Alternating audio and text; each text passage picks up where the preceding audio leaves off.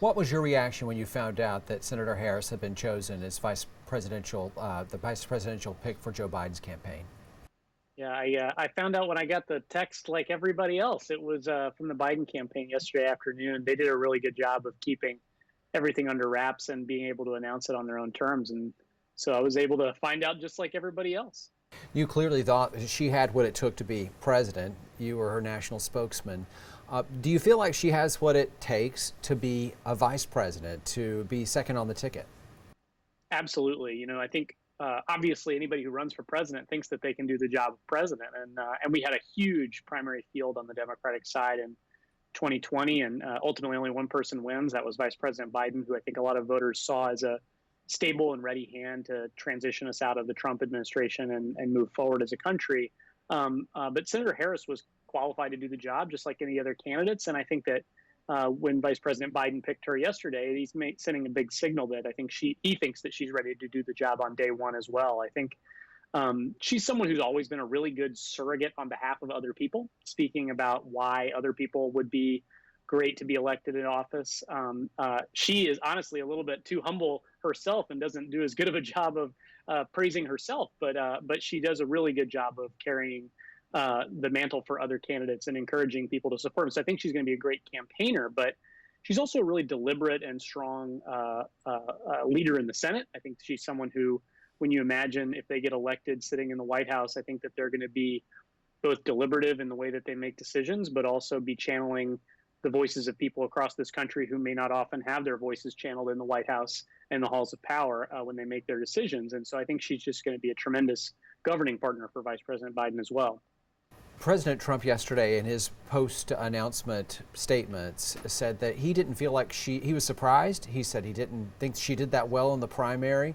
And I think he was referencing the fact that her campaign did have to end and before some of the other candidates' campaigns had to end. Do you see that she has any challenges? Maybe they were challenges that she faced as a candidate in the primary season that didn't allow her to come on through to a successful nomination. Does she has those same challenges, and will she face those as a vice presidential candidate? Well, it was a historically large field in the 2020 Democratic primary, and only one person can win. And so it wasn't just Senator Harris who didn't quite get over the top this time, but a number of other candidates as well. I think that when she saw that the math wasn't going to work out and that she was unlikely to win the nomination, she didn't want to just keep running for the sake of running. To be someone who's introduced at events, fancy events, saying this is a presidential candidate. I think she wanted to run to win. And when it became clear that that wasn't possible, she exited the race and later endorsed Joe Biden and has been campaigning actively on his behalf since then, and now will continue to do so. With President Trump, President Trump had a number of primary rivals in 2016 in the Republican primary, including his current Secretary of Housing and Urban Development, Ben Carson. And so I think that you think about the way that presidents, if they're elected, often do pull from their former primary rivals to help them serve in the administration and to do the job. And so Vice President Biden, I think, no different. You'll remember Vice President Biden ran against President Obama in 2008 in the primary and ended up losing that as well, and then serving as a very capable and admirable vice president for 8 years. And so it's just the nature of politics. I think that, Abraham Lincoln famously had a team of rivals of people that were his opponents in his political career, who he brought in to be in his cabinet in the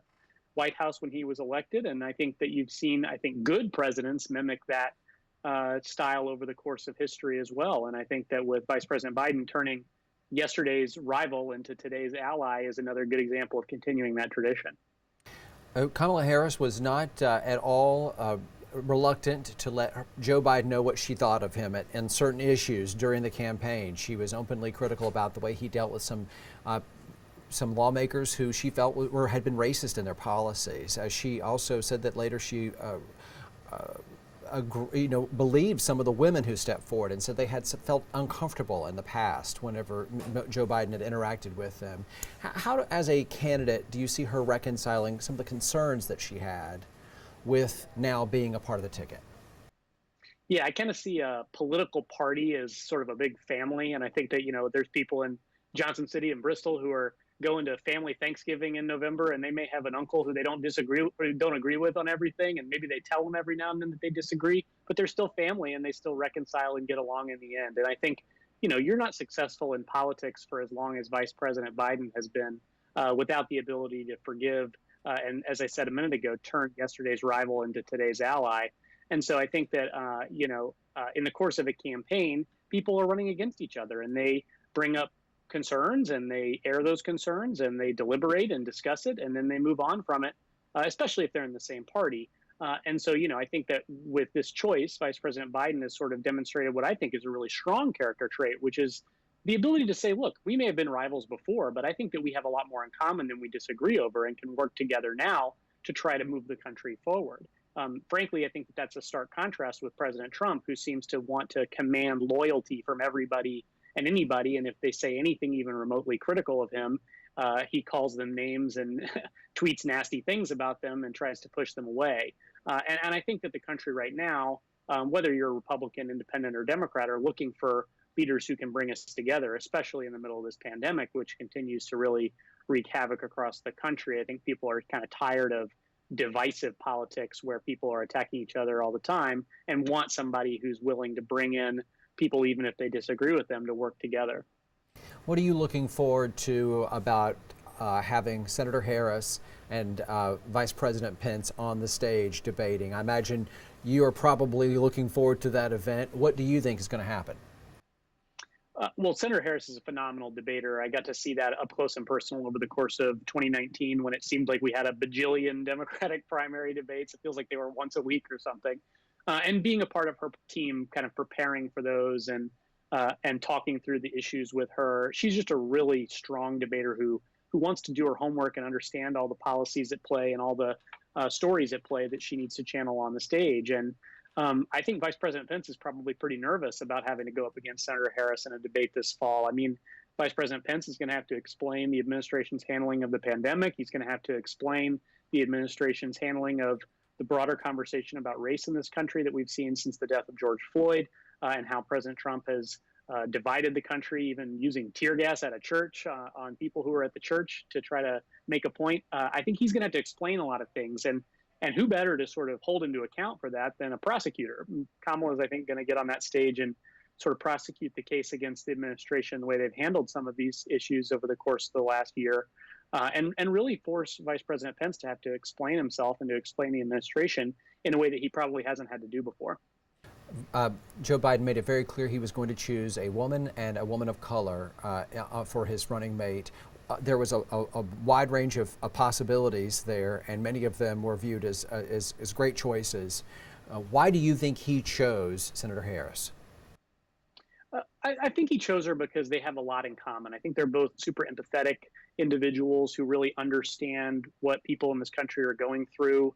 They both spent time on the campaign trail in one-on-one settings with Americans who, at a restaurant or a bar or a store in South Carolina or Iowa or anywhere, to try to talk to them about what's going on. And I think those are the stories that they carry with them when they try to make policy. It's not some sort of intellectual exercise for them. It's a real empathetic lived experience. So I think they have that in common. I think they share a lot of a vision for the country, a country that's more unified than divided, a place where people who, even if they disagree, can get along and try to make progress. Kind of things that I think over the last 4 years we've really struggled with as a country in a really divisive time and a divisive era.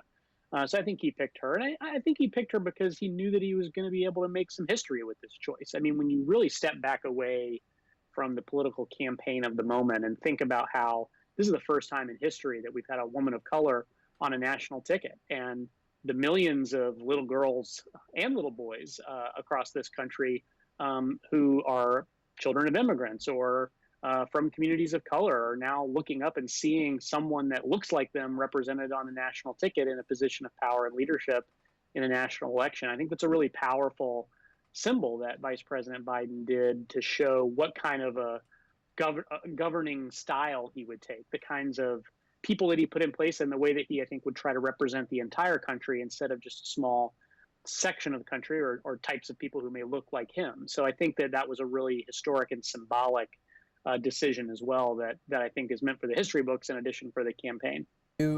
You got to be in the car with her, as you mentioned, driving around in the middle of nowhere, Iowa. You got a chance to really get to know her in a way that the American public does not right now. Only a small circle, really, would know her at the level that you do. Is there something that you know about Senator Harris, something that you came to be aware of about her that maybe the rest of us haven't yet had a chance to find out about that you're looking forward to the country being able to see? A couple things. She absolutely loves Doritos, which is, you know, a cool thing to know about somebody. You kind of oftentimes think of like a vice president or a presidential candidate as being some highfalutin, fancy person, but she will just house a bag of Doritos. She's encyclopedic knowledge of food and cooking, really brought up, I think, by her mom, who was an excellent cook. And an immigrant from India who just had an amazing ability to cook, and Kamala's obsessed with cooking and reads the New York Times cooking app and reads recipes and sends recipes to friends and staff all the time. She also loves to binge Netflix like everybody else, I feel like, these days in the pandemic when we're stuck at home. But whenever she does get, a weekend with her husband where they can just kind of hang out, she just says that she just tears through Netflix shows in order to, take her mind off of work like everybody else does. But she's really just a really good person. She's a very down to earth, normal person who I think we often don't get to see that side of politicians in campaigns at the local, state, or federal level. And so it was really an honor to get to do that and to be able to spend so much time with her and to see her just be such a engaging and empathetic human being. You are I'm imagining a Democrat who grew up and was raised in Northeast Tennessee in an area that's predominantly Republican. And I'm wondering, would you like to say something, or do you have a message to the Democrats who are here, who I think probably many times feel extremely in the minority in this part of the country? As from where you are in the nation's capital right now, working and consulting political campaigns, from where you've been as a part of Kamala Harris's campaign, is there a message that you would have to Democrats here in your hometown?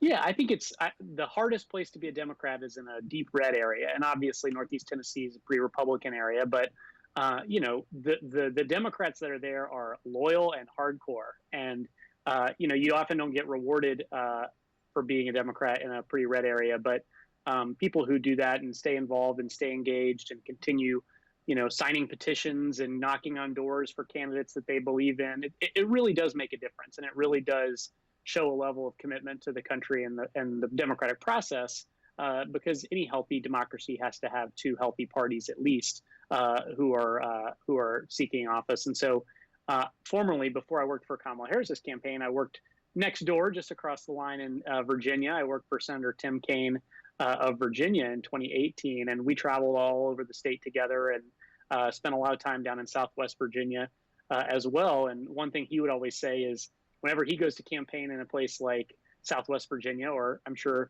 Democrats in Tennessee and Northeast Tennessee, those are people you can count on their vote, because they are putting up with being in a really difficult political environment to be supportive of a Democratic candidate. And so, everybody who's in Carter County, Washington County, and they're toiling away at the local Democratic headquarters, keep it up, because, I think that work, even if you don't see the fruits of your labor immediately at the local level, it'll pay off down the line. The pollsters that I'm seeing today all have Biden, Harris with a pretty significant lead. I'm seeing some reports that are showing like a 70% chance of victory at this point based on some of the polling. It depends on the day and the source, I know. You were part of Hillary Clinton's campaign when, right up into the day of the vote, there was great confidence that she was going to win. Are you, as a strategist, in any way concerned that there could be something afoot in the country that's not showing up in the polls that could lead to some sort of complacency? Or what, do you have a cautionary tale as one who's been through it and who's seen what can happen? What are you thinking at this point? Yeah, absolutely. I mean, I think that any campaign at a national level is going to tighten, and it's going to be a really close contest. And we saw that in 2016, where really President Trump won by 60,000 votes over 3 states. That's combined 60,000 votes in 3 states. And so these races can get decided on the narrowest of margins in the smallest number of places.